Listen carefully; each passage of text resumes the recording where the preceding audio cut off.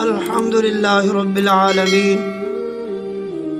والصلاة والسلام على سيد الأنبياء والمرسلين أما بعد فأعوذ بالله من الشيطان الرجيم بسم الله الرحمن الرحيم إلا الذين آمنوا وعملوا الصالحات صدق الله العظيم وصدق رسوله النبي الكريم الأمين إن الله وملائكته يصلون على النبي يا أيها الذين آمنوا صلوا عليه وسلموا تسليما والصلاة والسلام عليك يا رسول الله وعلى آلك وأصحابك يا سيدي يا حبيب الله۔ سب سے پہلے درود پاک کے حوالے سے علماء کرام فرماتے ہیں کہ جب رسول اللہ صلی اللہ علیہ وسلم کا نام نامی اسم گرامی کسی کے سامنے لیا جائے تو درود پاک پڑھنا واجب ہے۔ آج کا موضوع نیکی کرنا اور پھر اس نیکی کو بچانا، یہ کیسی بات ہے؟ نیکی کرنا اور نیکی کو بچانا وہ اس طرح کہ ہم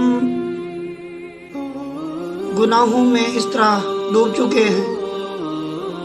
شیطان کے راستے پر ہم اس طرح چلتے ہیں اور اتنا آگے جا چکے ہیں کہ ہمارا نفس بہت زیادہ گناہ کا لالچی ہو گیا ہے، اتنا زیادہ لالچی ہو گیا ہے۔ پہلے تو ہم کسی نیکی کی طرف جاتے نہیں ہیں، اگر کسی نیکی کی طرف جاتے ہیں اللہ کی توفیق سے تو پھر ہمارے دل میں مختلف وسوسے اٹھنا شروع ہو جاتے ہیں شیطان کی طرف سے۔ اس میں ریاکاری کا خیال ہے، دکھاوے کا خیال ہے، دل میں یہ خیال کہ مجھے لوگ اچھا کہیں گے، نیک کہیں گے، اگر کوئی سخاوت کی، اللہ کی راہ میں صدقہ کیا تو لوگ مجھے سخی کہیں گے۔ اس طرح کی بہت ساری باتیں ہیں،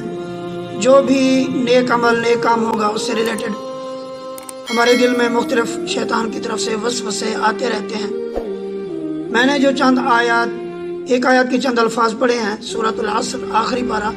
الا الذین آمنوا وعملوا الصالحات، سب سے پہلا درجہ ایمان لانا، اور الحمدللہ ہم یقین رکھتے ہیں، ایمان رکھتے ہیں، ہم ایمان والے ہیں، ہم اسلام میں داخل ہیں، ہم مسلمان ہیں، اور یہ اسلام ہمیں ماں باپ سے وراثت میں ملا ہے، کیونکہ ہمارے دادا پردادا پیچھے کی نسلیں ساری کی ساری مسلمان، اور ہم پیدائشی مسلمان۔ ایک مسلمان کے لیے ایمان، ہمیں دیکھنا یہ ہے کہ ہمارا ایمان کس درجے پر ہے، اور اپنے ایمان کے کامل ہونے کے درجے کو ہم کیسے پہچان سکتے ہیں؟ اس کا سب سے سیدھا اور بہترین طریقہ حضور علیہ الصلوۃ والسلام کے فرامین مبارک، کہ ہم حضور علیہ الصلوۃ والسلام کے فرامین کو سامنے رکھ کر اپنے ایمان کہ کامل ہونے کا تجزیہ کریں، اپنے آپ میں جھانکیں، اپنے آپ میں دیکھیں کہ ہمارا ایمان کتنا کامل ہے، ہمارا ایمان کتنی بلندی پر ہے۔ سب سے پہلے حضور علیہ الصلوۃ والسلام نے ارشاد فرمایا کہ کوئی مسلمان ایمان والا، اس کا ایمان اس وقت تک کامل نہیں ہو سکتا جب تک کہ میں اس کے والد اور اس کی اولاد سے زیادہ اس کو محبوب نہ ہو جاؤں۔ اور بخاری شریف ہی کی دوسری حدیث میں حضور علیہ الصلوۃ والسلام نے فرمایا، قسم ہے مجھے اللہ رب العزت کی ذات کی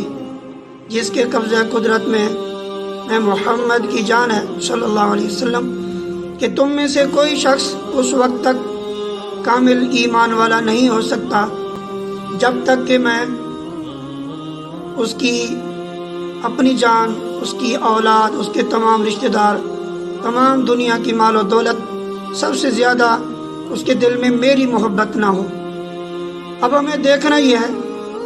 کہ ہمارا ایمان کس درجے پر ہے، اور فرامین بھی ہیں کہ حضور علیہ الصلوۃ والسلام سے صحابہ نے سوال کیا، یا رسول اللہ صلی اللہ علیہ وسلم کون سا اسلام بہتر ہے؟ آپ صلی اللہ علیہ وسلم نے فرمایا، وہ مسلمان اس کا اسلام سب سے بہتر ہے جس کے ہاتھ اور زبان سے دوسرے مسلمان محفوظ رہیں۔ اب اس بات کو ہم نے اپنے اندر جانچنا ہے، پرکھنا ہے، سمجھنا ہے، دیکھنا ہے، کیا ہماری زبان اور ہمارے ہاتھ سے دوسرے مسلمان محفوظ ہیں؟ کیا کوئی مسلمان ہماری زبان سے اس طرح محفوظ ہے کہ ہم کسی پر جھوٹا بہتان نہیں لگاتے، کسی پر جھوٹا الزام نہیں لگاتے؟ کیا ہم اپنی زبان سے کسی کا ایسا مذاق اڑا کر اس کے نفس کو مجروح تو نہیں کرتے، اس کی دل آزاری تو نہیں کرتے؟ اور ہمیں دیکھنا ہوگا کہ کیا ہمارے ہاتھوں سے دوسرے مسلمان محفوظ ہیں دوسرے، کہ ہم ان کی کسی قسم کی عزت کی پامالی نہیں کرتے اور کسی مسلمان کا مال چوری نہیں کرتے، کسی مسلمان کا حق نہیں کھاتے۔ تو یہ ساری باتیں اپنے ایمان کو سمجھنے کے لیے، اپنے ایمان کے درجے کو سمجھنے کے لیے کہ کس کامل درجے پر ہے ہمارا ایمان، یہ باتیں اپنے اندر دیکھنی اور سمجھنی ہے۔ نیک اعمال،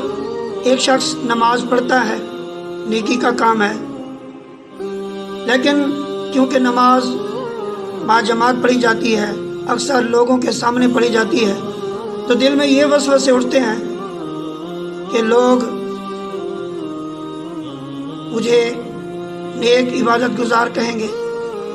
لیکن ہمارا کام ہوتا ہے کہ ہم اس وسوسے کو اپنے دل سے نکالیں۔